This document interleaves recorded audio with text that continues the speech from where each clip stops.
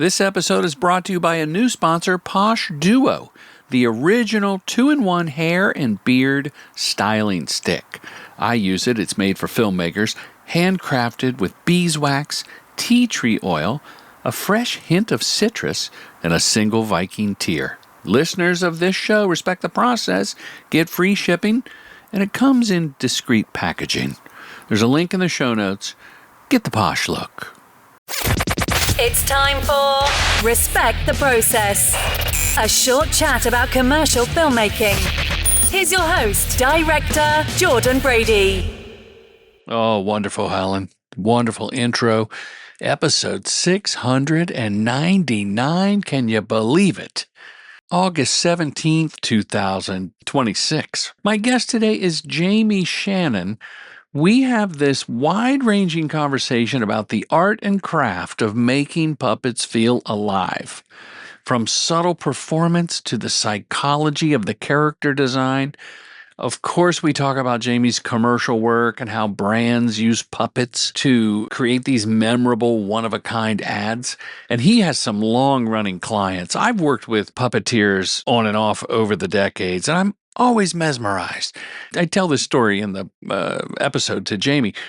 It was a Burger King kids hand puppet that was just plastic, like a plastic bag of this animated king. And the way the puppeteer made it come to life and have emotions was, it stuck with me. I love that. Anyway, it's a great conversation. It's fun. It's insightful. It's all about creativity and storytelling in commercials and just the magic behind great puppetry. We have 2 spots left for the Filmmaker Retreat. It's October 1st.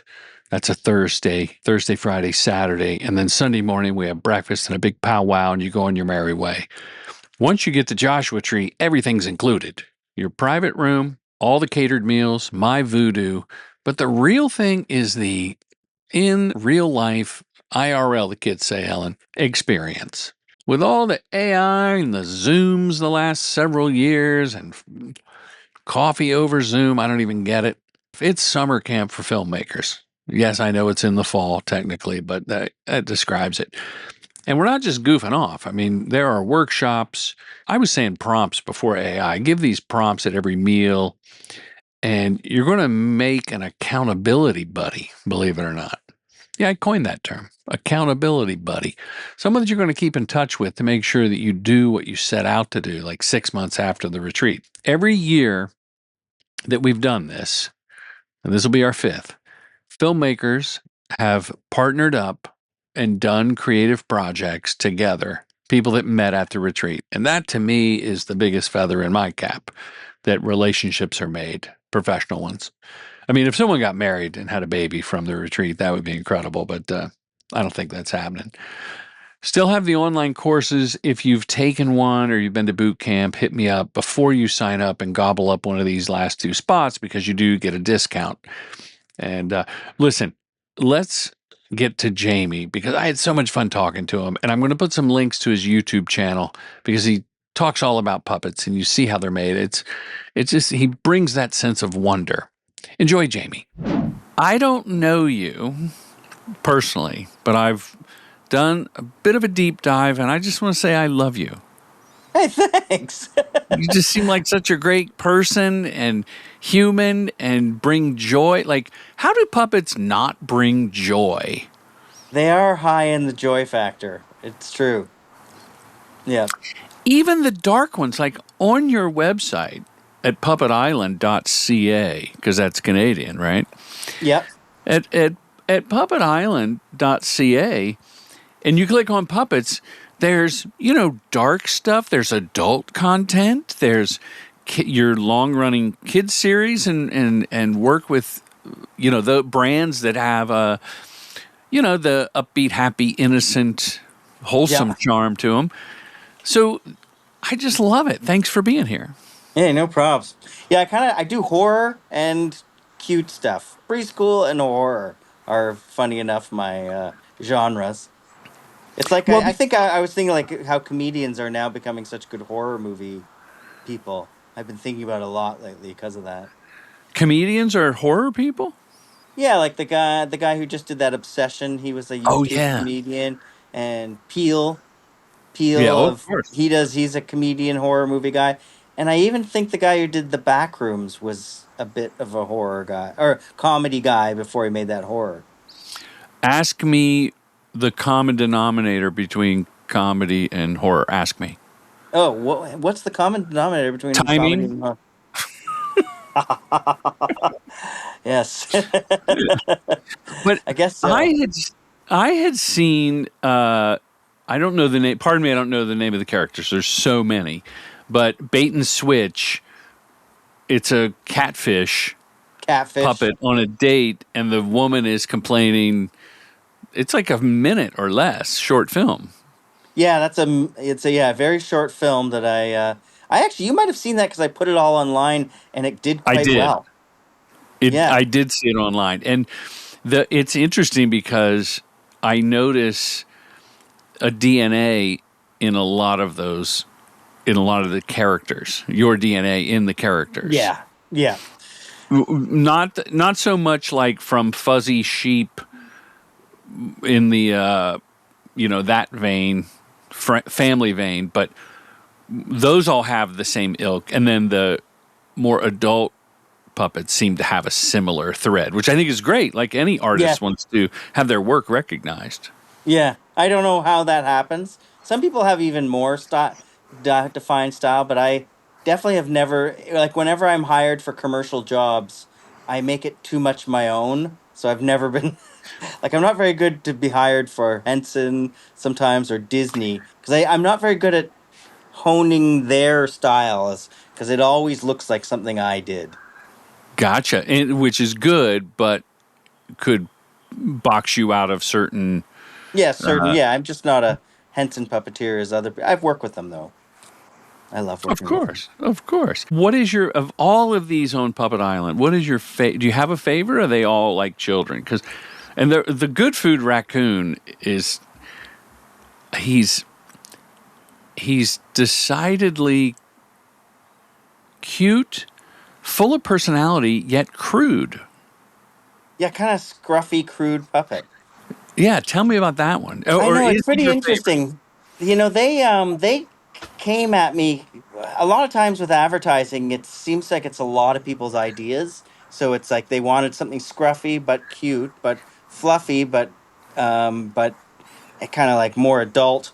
And I just kind of like averaged it out, and that's what it ended up.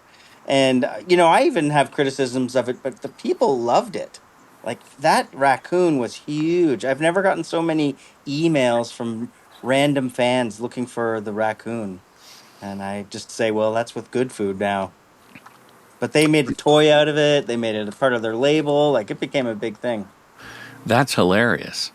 And yeah, because I'm sure it's like, how does it work in commercials?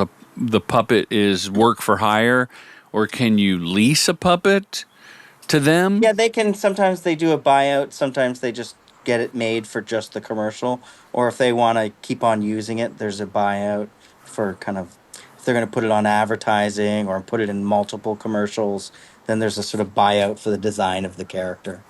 So some puppet characters are your IP, Yes, and others you make from scratch for the client.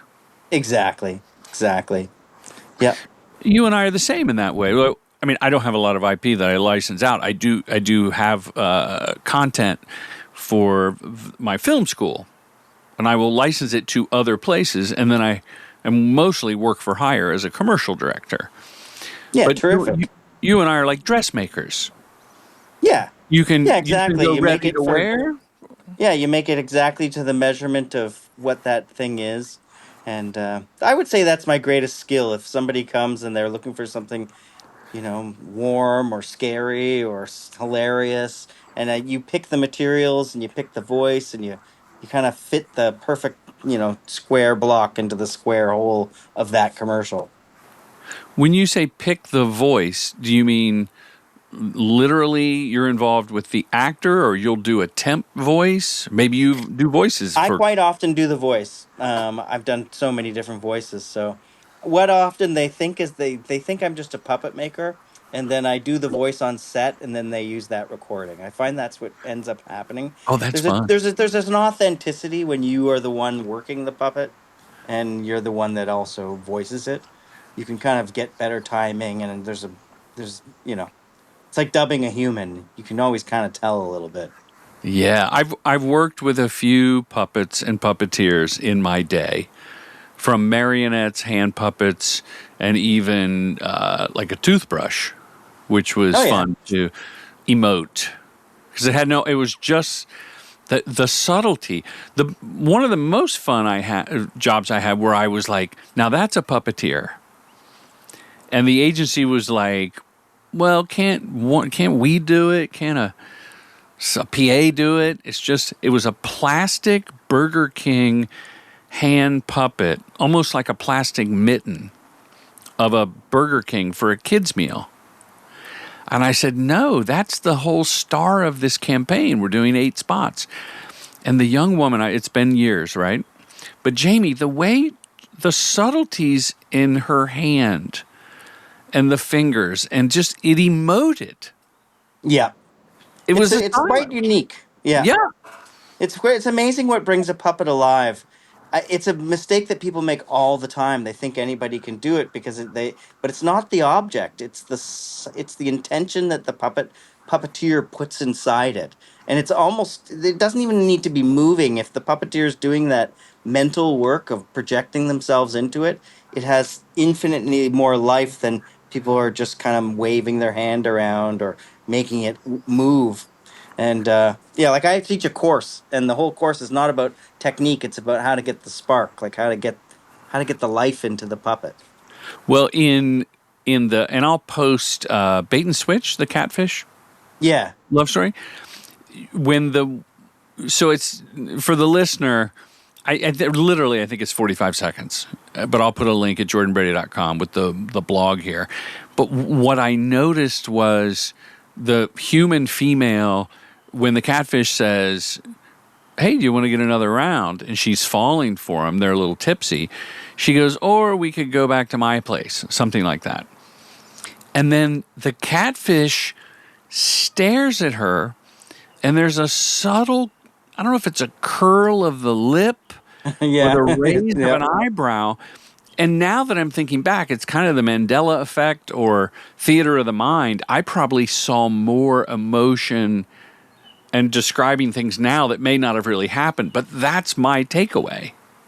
yeah, That yeah. he was very seductive. So much is projected. It's kind of fascinating. It's the same reason we all look at a happy face and think it's us. Like we all can relate to a happy face. It's because it's got so much space for us to project upon. And I think if you make a good puppet, it's got a really broad. It receives everybody's projection easily, and it's quite often doing less or starting with stillness or the most subtle little look or breath. Yeah. You mentioned that you consult and you also do speaking engagements, and I'm sure any school or summer camp or I would maybe corporations would want you to come and just liven everything up and pull the curtain back on the magic. Yeah. But on your website, you say how characters become real. What makes audiences care about fictional characters, mascots, brands, and stories? That goes beyond puppets. Yeah. But puppets are probably one of the harder, or am I wrong? Maybe they're easy because they're so inviting. I think it's the same as developing a character for anything. Like if there's bad animated things out there that people find, they just can't seem to get their find a way in. It's if you hone something and it's a complete picture. It's just that voice goes with how it feels about itself and how yeah, it's like acting. It's like a good actor. Some people just really embody everything with it and you just can jump in, you know. I think some actors even have a quality of they're sort of a blank slate themselves, and they're really good for just watching. You just think they're so funny because you just imagine what they're thinking. Well, interestingly enough, I probably talked about this a lot, and I tell actors all the time to do the eye acting. Just act with your eyes. Just think about it. And I'm talking about a soap commercial or something, right? It's nothing. It's not My Left Foot or Phantom Thread.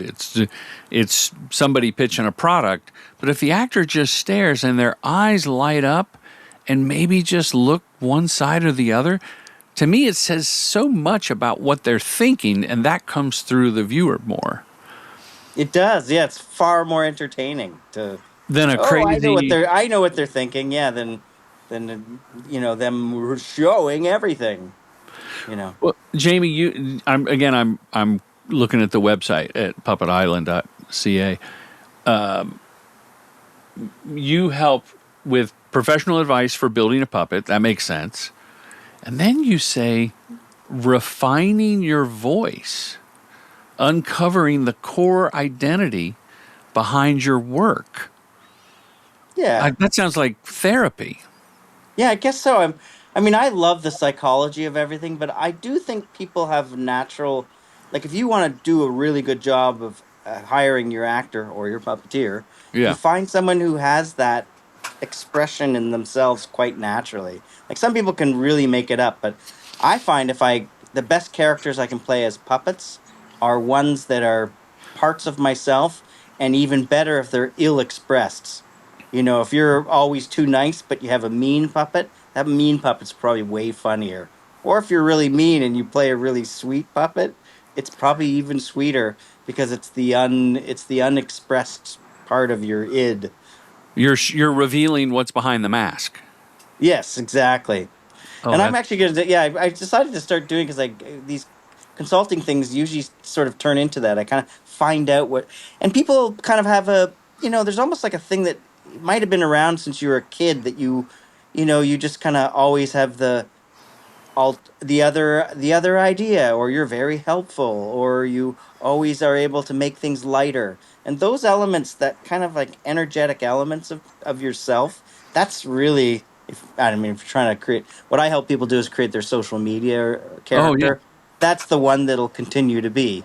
Like you're probably someone who's curious, or you're great at bringing out guests, interests, and that kind of thing. So that's how you found your way. Just so I'm clear, you help people with their social media persona, meaning, I was a housewife, my kids are in college, and I worked before I had kids, and now I want to be an influencer. Yeah, mine's mostly puppets though. Puppet makers, puppet people. Oh, puppet There's people. quite a few out there. Okay, so the housewife wants to have a puppet. You help her. Are you saying social media through the puppet, or the puppeteer herself, himself, their self is on social media?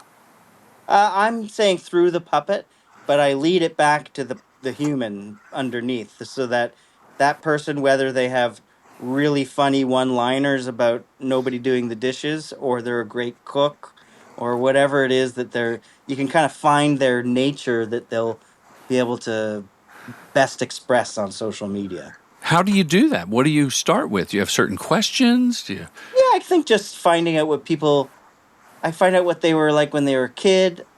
Look at what they've done already. I kind of like try to imagine how to improve their idea, because I can usually see a kernel of what they want to do, and they might not know. And you just kind of like, oh, I think you probably just want to criticize people, and you should just go for it, or whatever it is. Yeah. The people's nature kind of sneaks out in little bits, so it's kind of just recognizing what is people's inclination. So you're Most entertaining inclination. You're a bit intuitive. I'm intuitive, yeah, I guess so, yeah. Yeah, I love psychology, and that one of the things I'm going to start doing is calling my puppet psychology, because I do find it so fascinating. What if you had a puppet that was like the quintessential therapist? It's not a bad idea. On a couch, and then you talk to. You could pitch this as a show. Now you're helping me do what I do. Yeah, well, very good. You should start a consultancy. Well, if you go to jordanbrady.com or commercialdirectingfilmschool.com, you will see links to such. This is about you, Jamie. Yeah. Oh, perfect. That's a very good idea. I'm sort of repairing this Pinocchio puppet that I was thinking of doing some funny therapy things with, and That that's would a pretty work. funny idea too. But the therapist, and it could be, I think of sort of the middle-aged woman with her glasses and her hair up, and then I think of the old professorial sort of guy. Yeah, But you know, but with a Freud little yes, goatee. little glasses. Notebook and pencil. Yeah, it's very yeah. It's I mean Carl Jung. That's who I think of often. His sort of like your dark side and your hidden side and your Sure, the masks and unconscious. everything. In your masks. Yeah, it's all kind of it is kind of psychology and I think that's what puppets kind of are. They allow us to kind of see ourselves outside of ourselves and they're kind of simplified versions of ourselves.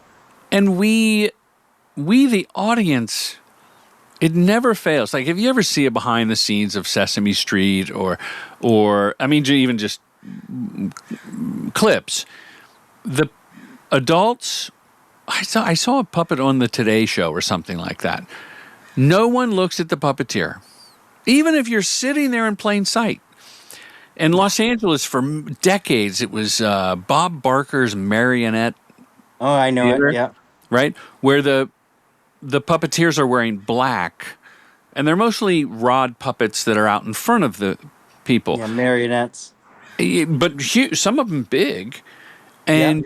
and as an audience member, I would say 2.4 seconds as an adult before you suspend your disbelief and you totally ignore the puppeteer. I know. They, It's they kind of become one. fascinating. You don't look up, you don't watch, even if they're talking. And now I haven't seen Avenue Q or some of the, but Lion King I saw on Broadway years ago when it first came out. And they're clearly people in suits, Yeah, which you that would one's think very obvious. the craft, you would think the craft was so fascinating with that show that people would go, "Oh, look how the giraffe is one guy on these stilts and long extended arms." But you don't. I mean, I Yeah. didn't. I was like, "Oh, No, that's the giraffe." there's a neat paradox with that actually. Exactly what you're talking about. You know what? Do you remember Warhorse? Of The course. yeah, Warhorse, amazing. And that horse, it was just made of like tubes and straps and because it was made of completely abstract objects, you weren't looking for realism. You were finding the life and the movement they did. And it's such that if they did cover it with fur and give it eyes and make it look like a horse, it wouldn't look real anymore because it would be going through a different sense of our judgment. We would be like, "Is that real or is that a puppet? I know that's a Right. puppet."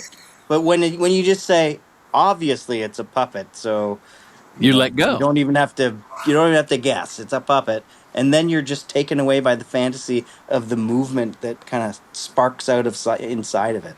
Sort of a like robots have that. I think I'm saying it wrong. The Turing test, Yeah, where is that the Uncanny Valley? yeah. No. Yeah. So for puppets, it's a similar thing. Like Similar thing. The closer they get to real, the creepier they are. yeah, Yeah. it's funny because Hall of Presidents or whatever the like wax museums never work for me. They're Yeah, they trying are too hard. weird. Odd. Yeah. We're kind of in I mean, we're Uncanny Valley, it's that word's coming up a lot right now just because AI and fake Yeah. humans that way and and all the robots that are coming out too. And truly you're better off making it with two dot eyes and a cute little smile so that you're like Hello Kitty. Hello Kitty, the most simplified thing, so well loved because it's got nothing realistic about it. Just two little X eyes, two little dots in the mouth. I saw a YouTube short that you posted how to make a potato puppet Oh that yeah, was about as simple as could be, but by golly, it comes to life. yeah. That's a great workshop. I've done that so many times. It's really I made it up. We have this potato province, Prince Edward Island, where we grow all our Oh, potatoes in Canada. just for So I puppets. just for puppets. if you ever are not getting your French fries, you know why. The puppets are Sure, high. some sort The of need for puppets is high. World Cup potato stadium filled with puppet potatoes. Yes, No exactly. chips, no poutine. You do have a YouTube clip that I saw it this morning where you said if you would be willing to be recorded and be on your podcast or your social medias, you would give Yes. a free consultation. Yep. So let me put you on the spot, Jamie. I have an idea for a puppet. All right. Could you do a mock or not even a Sure. real Let's do it. Yeah. consultation Let's with talk me? about. And Yeah. you Let's can talk use about. this recording for your stuff or have me on if it's interesting to you. But I have an idea for a puppet that I would use in promotions, and maybe you can play the puppet therapist and do what you do on these consultings. Sure. And any brand listening, a brand manager who's like, I told you, I pitch puppets, by the way, almost on every job.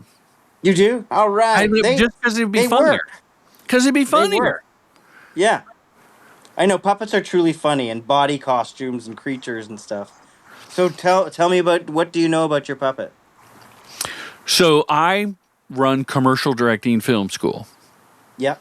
where I teach directors and any creative people, agency people have taken a lot of the courses. If you want to direct commercials, and it's very niche, right? And I have a retreat coming up October 1st. I don't know when this podcast comes out, but October 1st will be our 5th retreat where filmmakers can come and find their voice. Defining your voice is the theme, like what you teach. Cool. You do the Because same kind of thing. Yeah. when you have a point of view, you tend to get hired more for that point of view. And Yeah. if you exclude work because you're not right for Henson, so that's okay. Because you have defined your lane. Yep. So I thought, what if I had a puppet that was not unlike the therapist, like an auteur, what is the trope-filled auteur filmmaker? Nice. Nice. So it's a puppet. I'm imagining more on the felt side, but I'm not. It could be a rutabaga it could be anything. I'm at the feet of the master here.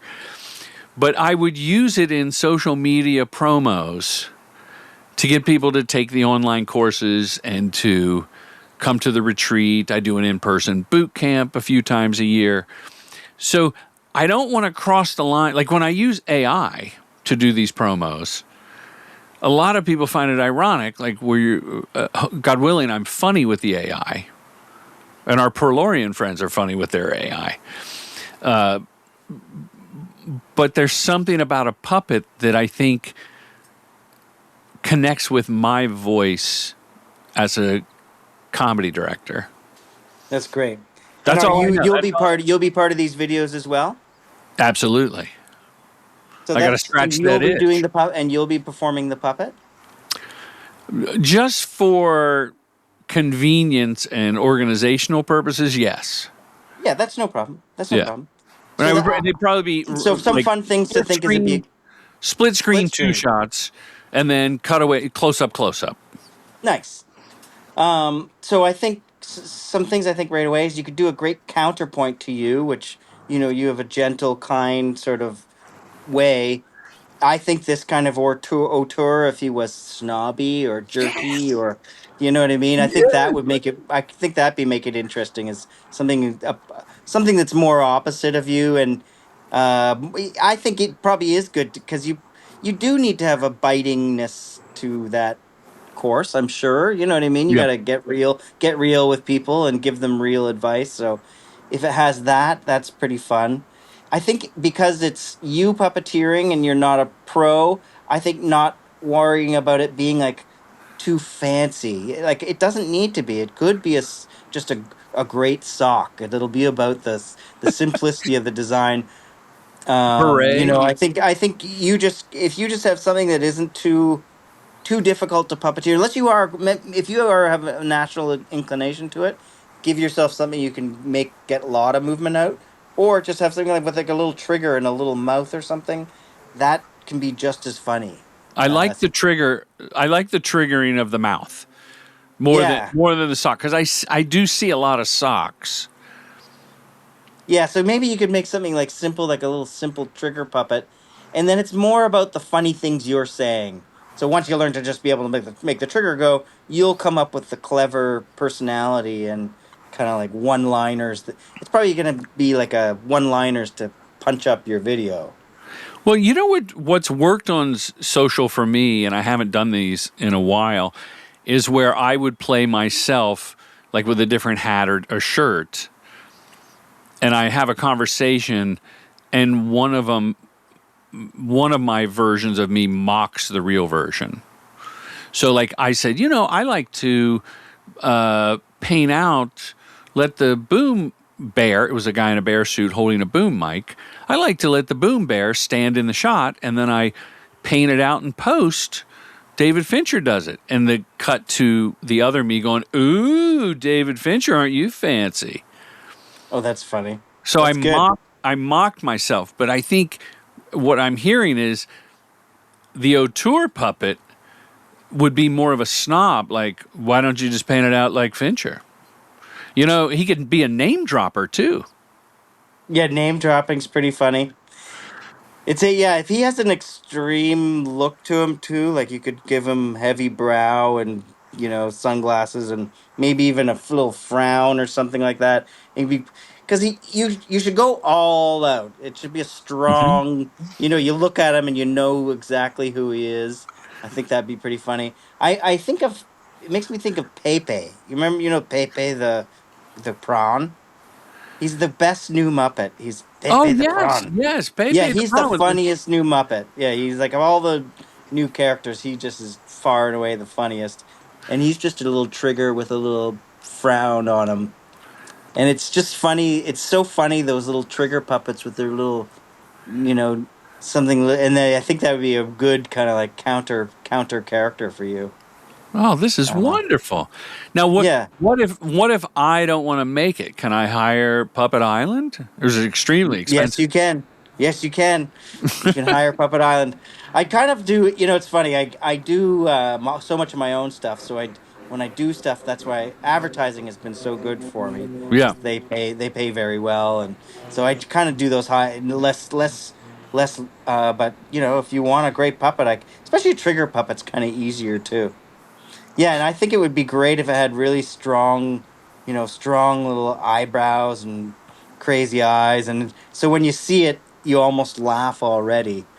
And then you already know where its attitude's going to come from and everything like that. That's what's great about it. It's a simple... Once you get a simple hone in what that idea is, you just make it very singular and it's...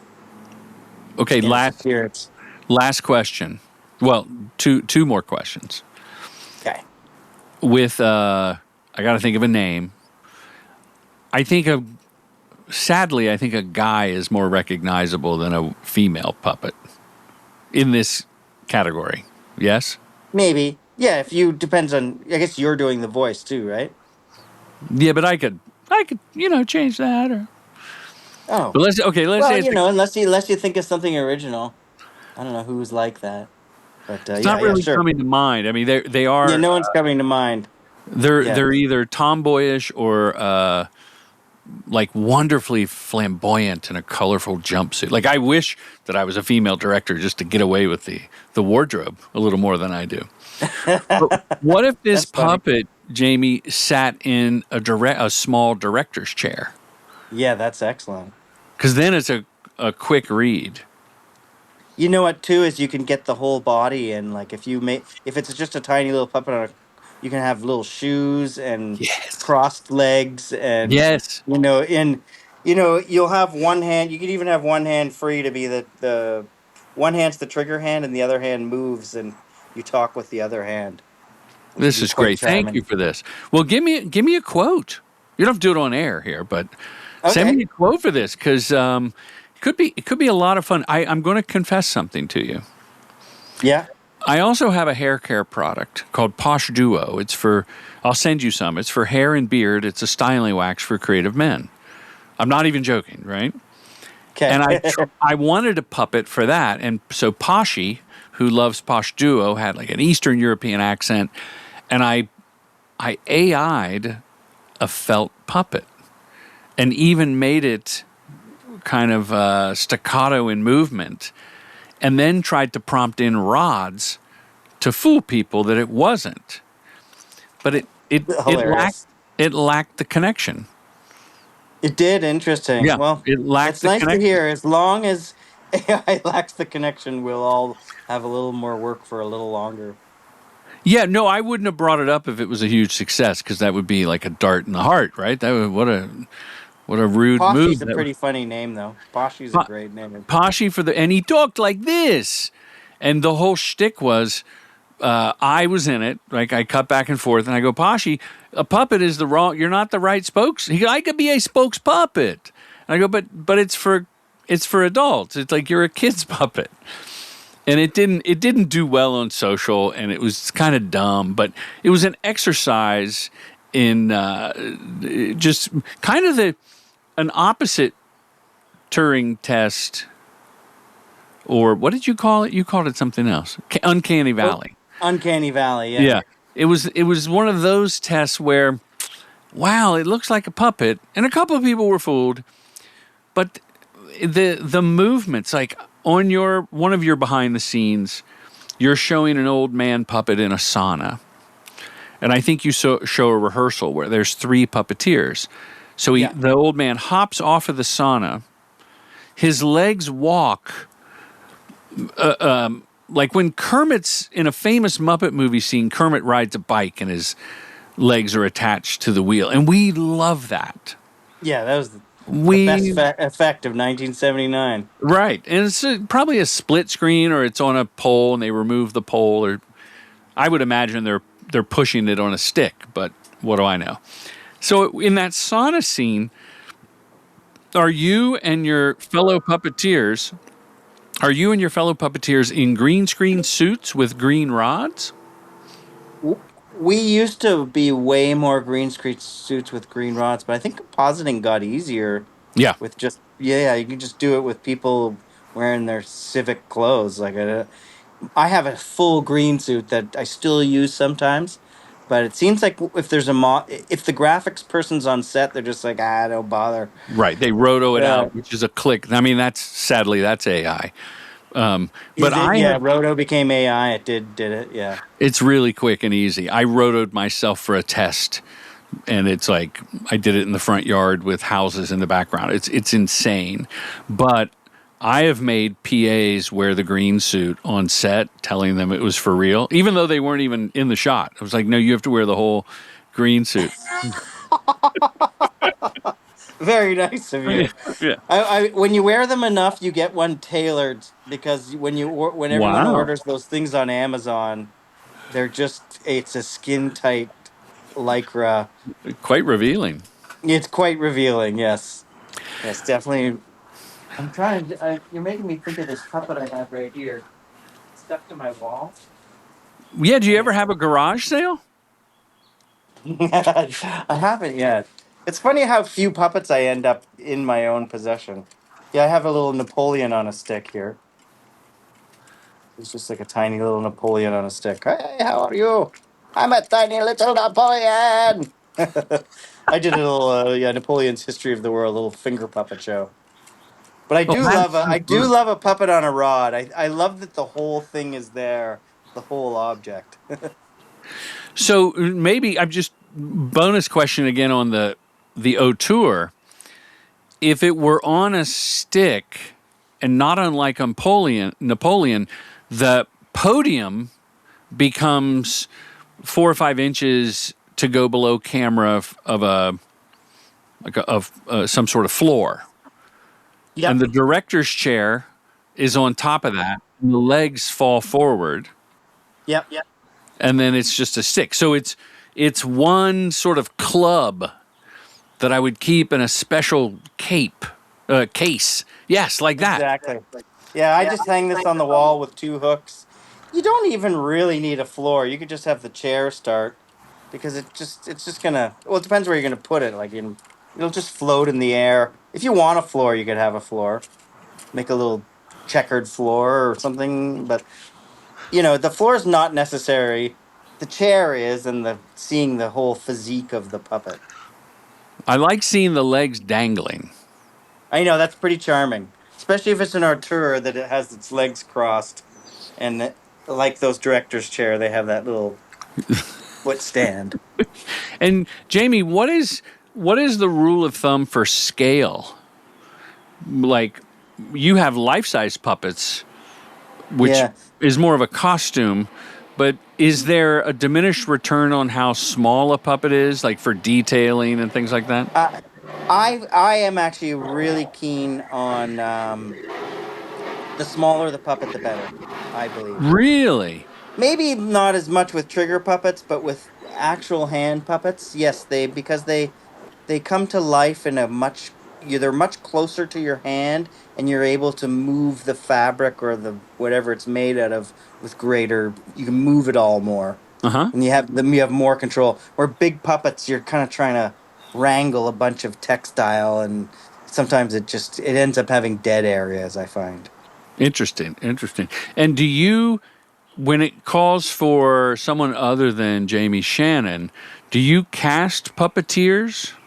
Oh yeah, I And have a you little cast friends team. to help? Or Yeah, I definitely cast friends to help. I usually have an assistant puppeteer on set for the left arm, and then if I Mhm. have other characters, I know some of the best puppeteers in Toronto. Do you audition them? Not anymore. Yeah. You know them Yeah, all. You're a tight yeah, I know community. them all. I know what they could do, and I know who could do a good thing. So I go back to the audience. We all look at the puppet. Like, even if I were talking to you and you start doing Napoleon, I would have the conversation with Napoleon. And I wonder right. when that magic started. Like, how? What is the? Yes. Do you go back in history? Do you study the history of puppets? Oh, Did you as a kid? Like, it's how the did you get first into this? form. It's the first thing. I mean, it's sort of like drawing comics, sort of like cave drawings come to life in a way. I guess once they get 3D, but yeah, puppets were the way of doing it for the longest time. It's funny. I often find people when they get embarrassed, they watch the puppet for a little while, and then they go, "Oh, what's that made out of?" That's their way of letting you know that I'm not completely fooled by your puppeteering. Oh, that's funny. I'm still an adult. That's It's also hilarious. really cute too, and I've met kids on the street or something, and they almost get this kind of like they have to tell everything to the puppet. They're like, "Finally, somebody to listen to me." There's your therapist. There's the therapist. What's interesting too is with so much autism out there, autism Yeah. and puppets are they just love puppets. Like most of my biggest fans are have forms of autism, and they just get puppets better than other people. Well, my son Jake, who is on the spectrum, that wasn't even a term back when he was in school. And I remember it's probably like third, fourth, fifth grade. There was a woman that came with her foam puppets and had the kids make puppets out of paper plates and scrap foam and googly eyes. Nice, And he loved it. He was always good at it. He had a little puppet, a little wolfy puppet, a little wolf puppet. You stick your hand in the little cuddly wolf's rear and move it cute. around. We had so much fun with that. I never even thought about that. Like self expression, a confidant. Yeah, I think it's almost worth it if you have a kid at some point. Try and find out whether they're inclined towards it, not so that they can be a puppeteer when they grow up, so that they have that form of expression. Because Yeah. it is like some kids just like it is the key to their getting them out of their head or getting them out into the world. It's just it's amazing how powerful it is for the right kid. Well, what you said when we started chatting, that sometimes the puppet is an alter ego of the person behind the puppet. Yeah, well, Did yeah, I like get that wrong? yeah, that's exactly, yeah. We're all just we're all putting on a play, and sometimes we're neglecting a whole part of ourselves, and that neglected part of ourselves is usually dying to get out. And that's why it has so much energy. If you if you key in and the puppet's the perfect thing. So especially kids that can't express something, it allows them to finally be like, I'm mad about this or whatever they need to. They're unable to channel through their skin. That's wonderful. You know, Triumph, the insult comic dog, Yep. is that Robert Smigel, the writer, not an outgoing extroverted performer by any stretch. I ran into him one time and was like, he was freaked out that I recognized him because he's not until That's recently funny. very very public facing. But the way that insult puppet spews out such funny dark jabs, like, you know, a top roaster of these comedians that do the roast jokes, which I'm not a Yeah. fan of, by the way. I find it just hurtful. I don't even find it comedy. But nonetheless, I was thinking about your therapist. You know, your therapist could roam the streets of Toronto and give on the fly therapist on the street advice to people, That's a pretty funny idea. right? Because it all it takes is an iPhone and your forearm. It's true. And that would be better for me. I've never been a good insult comic. No, Just you'd be doesn't. loving and Yeah, friendly yeah, and it never has fun. worked for me. Yeah. Whenever I've tried to be insulting, it always is insulting. I don't know why. Some people can do it and it's always a joke. No, no, I used to be smug, and people took it at face value, and you just come off like a jerk. Yeah. But some people are masters. And it's interesting that I would totally guess that insult dog is a shy puppeteer.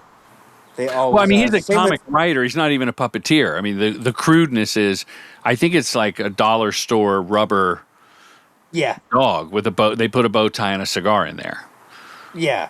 Yeah. I mean, it doesn't take much. The most famous thing on TikTok is that squirrel that dances by the window. Have you seen that? No, is Just that a somebody puppet? just somebody just does sexy dancing with this dollar store squirrel, and they get millions and millions of views. What Puppets are was the one thing that the crappier they are, quite often the better they are. It's an interesting another little paradox with puppets. Well, your raccoon isn't crappy at all. I mean, it's well thought out. But Yeah, as we said, there's a bit of an edge to it. Like I could see a client and a brand manager wanting to slick it up and comb its hair and give it a yeah. smile. And I think they had some challenges with it, and then until they put out that commercial that became a mega star then it was their commercial. idea. Yeah, exactly. What was Uh, Jamie's first puppet as a child? did I make I don't. I made some at camp. I made a bird marionette out of sticks, but I don't know that I had an actual puppet. I definitely was an action figure kid. Yeah. I'm from the '70s, so I was in the Star Wars. Puppets were everything. E.T. and the Muppet Show and Sesame Street Plastic action figures, you mean? and Or, also, or yeah, puppets. all the action figures. Yeah, just like creatures and puppets were all the media at that time. Yeah. And I was more of an action figure and creature. I'm from Creatures. That was my original love. Interesting. And then professionally, what was your first puppet gig? I got really lucky. I when Jim Henson died, I was traveling Europe trying to decide what I wanted to do with my life, and I was just like, oh, that's exactly what I want to do. I'm gonna just do that. So as soon as I got home, I was 20 years old. I made a cast of characters, and I got a job at our sort of Nickelodeon of Canada called Hmm. YTV. I did Yeah. these characters called the Groggs, Sure. and I would improvise. We weren't allowed to have commercial programming, so you'd kind of fill the 3 or 4 minutes per half hour improvising these puppets. So it was a ton of practice that I got for about 2 or 3 years, and that was a very lucky gig. And I just made this. I made a mermaid. I made this bunny called Jasper. Um, I just did these sort of like really kind of. They're not bad. I still have them. They Of course you do. survived. Yeah. Yeah, they survived. At Mr. Meaty, I saw on The Yeah. two burger guys, and they're quite ugly. Yeah, they're quite ugly. People love Mr. Meaty, and I love it too for a lot of things. I don't love the design that it ended up. I had so many once you're making a TV show with 50 people, you don't get to make all your own choices anymore. Oh, It interesting. I changes. I Yeah. thought they would just let you, like, Jamie, just run with it. Whatever you do is going to be great. Well, I had a partner, and it's funny. I was always keen on doing things colors like Jim Henson, like blue, green, yellow, and staying away from flesh tone because of Uncanny Valley. Right. Where yeah, Mr. Reedy, I don't know if it's quite Uncanny Valley, but it verges into it. Yeah, I could see that. Like, I mean, their lips and eyes are exaggerated, but they're The you've got flesh the one tone. sort of fat kid and this tall, skinny kid is the classic. Yeah, Going back to Abbott and Costello and yeah, totally. so many Penn and Teller. Yeah, It's a classic visual. I'm yeah, still drawn to that raccoon, man. I just love it. yeah. The raccoon did very well for us. The smart food bear I just made, very cute too. I do Well, love making cute things. yeah, Smart Food. I don't know that brand. It's popcorn, smart food popcorn. Oh, and he's a Phi Bear. He's a Phi Bear because I get it. and it was a day after the Super Bowl commercial for everybody's smooth movement. That's hilarious. Yeah, that's so cute. Yeah. What now? What is your dream job? Seems like you're living Hmm. your dream job. I loved doing the Nanalan cameos. That was pretty fun. Hmm. I did 5,000 cameos for Nanalan, and I was doing weddings and birthdays and helping people through grief, and it was just I loved that really personal outreach of doing that again. So I'm trying to come up with more characters to do cameo, and Wait, I have some. wait. You just now I get it. Cameos, the app on your phone. Cameos. Yeah, the app that you get famous people to do messages. Oh my goodness! With the same character, did 5,000? With my Mona from the Nanalan character, the Nanalan show I co-created, I was the number one cameo in the world for 2024. So I had more. I was like number three in Germany, number two in Ireland, number one in America, and I just was plowing through them. I did thousands. People just I put so much energy into them, and I love doing them. And Wow! yeah, I set Because up this little thing. Yeah. that's a personalized. I didn't see that on your website though, but that's a personalized.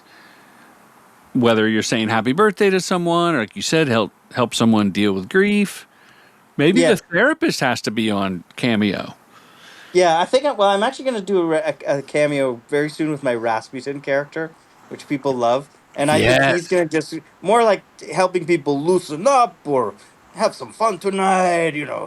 He's going to have like more kind of party advice, and so I'm going to do that. And I also think also like how to have hanky panky fun. Like I think people need a few messages like that. That's hilarious. I can you send me a link to the short Rasputin? Sure. You know what? They It's just not came on out. your. It's not Henson on your. just came out with it. Actually, it just came out. So Henson just came in, brought it out. I'll send that to you. You directed that. I did, yeah. And Now, I played the Rasputin. well, we that's clear. And I just actually set up this thing, so I'm about to shoot it. Like I shoot everything here in my studio. So there's a little Rasputin sort of little cave place. So Do you yeah, have a I'm gonna second mini puppet, like a yeah. second Here's mini Rasputin that can poke up in the window? Oh, I don't. No, he'll kind of stand in front of it. No, gotcha. When it gets better, I'm gonna put like a few more so I can bring the other characters in and that kind of thing.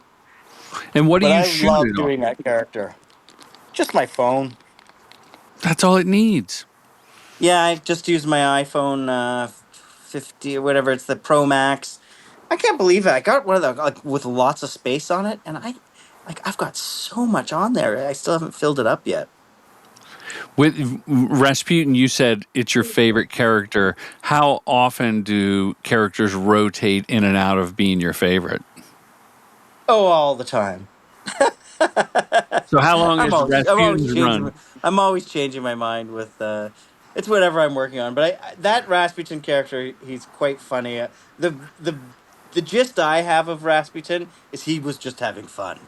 So it's not the evil Rasputin or the religious Rasputin. It's the Rasputin who's like, "Hey, come on, everybody, loosen up. Let's have some fun."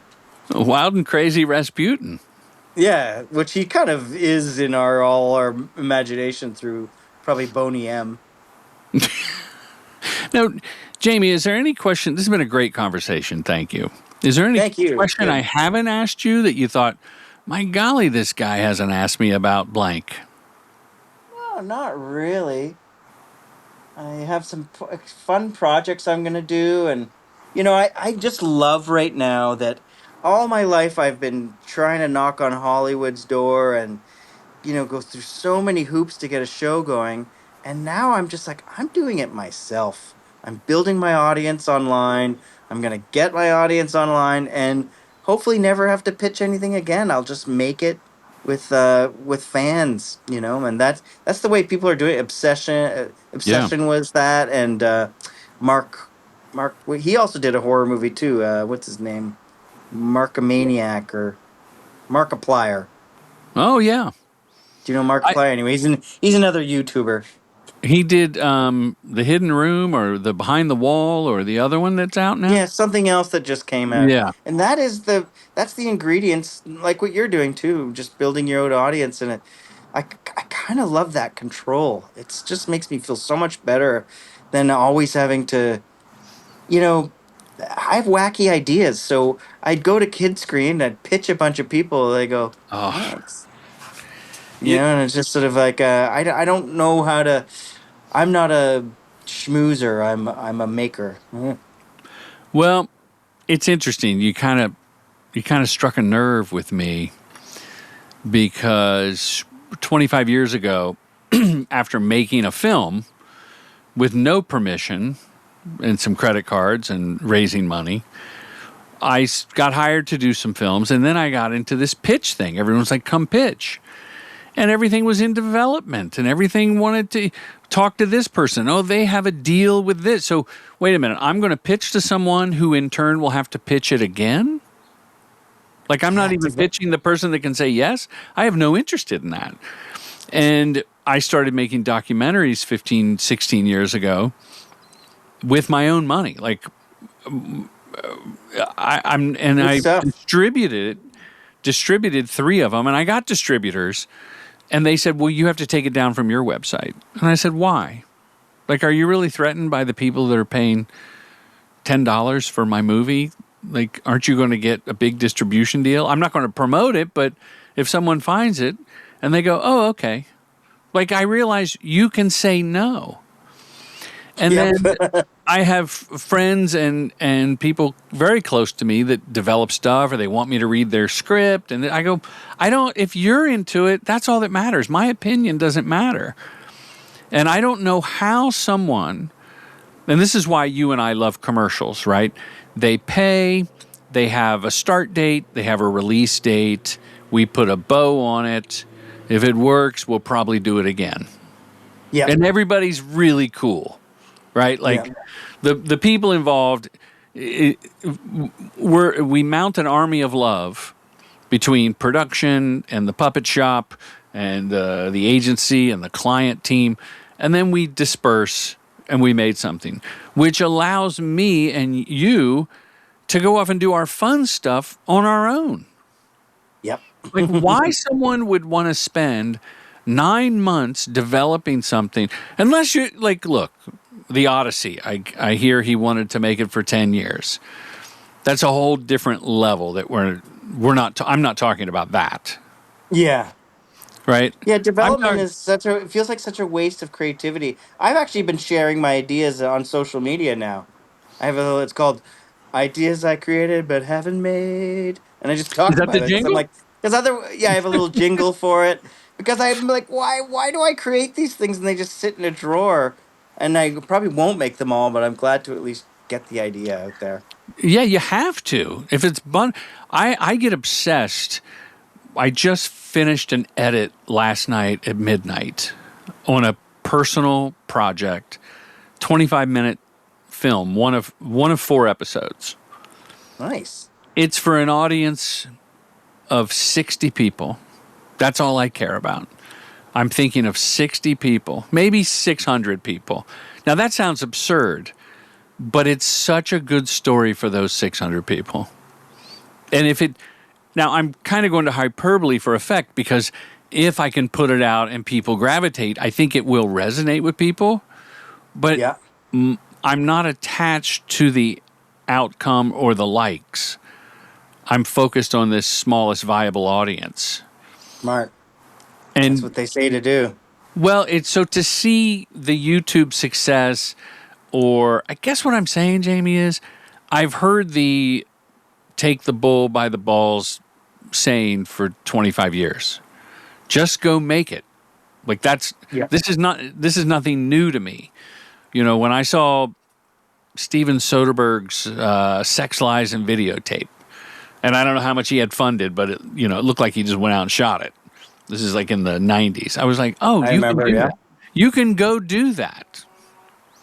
And so now with an iPhone 16 plus mega director's version and your storage and your studio and some potatoes, by golly, you got a series. You're ready? Jamie, And I even find, okay, yeah, No, go ahead. the microphone's pretty good too. Like, I Yeah. actually have tried to detach the microphone. I'm like, I don't know that that's better. Sometimes.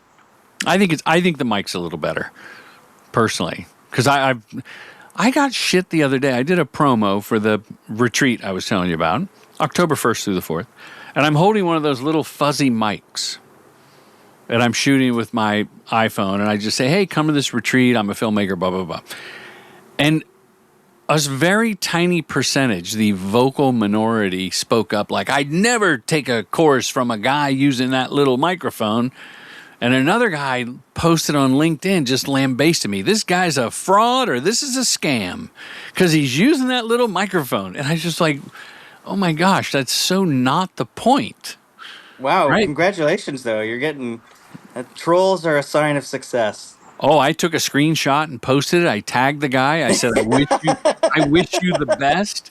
And he since sort of rescinded the you're not, I checked you out. You're not a scam. But point being, the tool for social media can be different than the tool for the program. Like, I'm imagining, and I started to ask, Rasputin, you shot on not an iPhone, I'm imagining. Bait and Switch was not an iPhone. Yeah, that was better. Yeah, those were better cameras. Right, with some lights and Yeah. a crew. But yeah, exactly. A YouTube short for how to make a potato puppet, it's perfect for an iPhone. Yeah. Yeah, or Instagram or TikTok. Yeah. Yeah. Well, the show, this has been great, so thank you. And the show is called Respect the Process, and this is how we land the plane. Jamie, what does respect the process, when you hear that term, what does that mean to you? And you can answer the process as Rasputin if you want. It's a long way to get these projects done, so you better enjoy the whole making of it. You know, it's the whole thing is like, especially a puppet show, you're building for 9/10 of it is making things and sets and puppets, and so yeah, the film's the final little fruit you get at the end. Bonus So, yes, question. Okay. When you're doing that and you're carving the castle for Rasputin, or you're making a tiny prop, or even go back in the process to when I imagine there's drawings and felt and hot glue guns when you're concepting, right? Yep.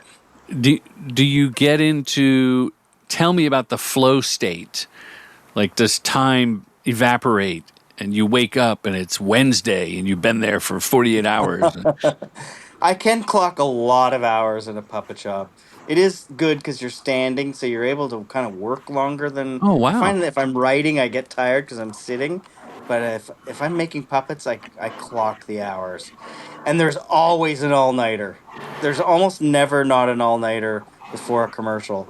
And my problem is I also puppeteer, so I always show up with the darkest circles ever.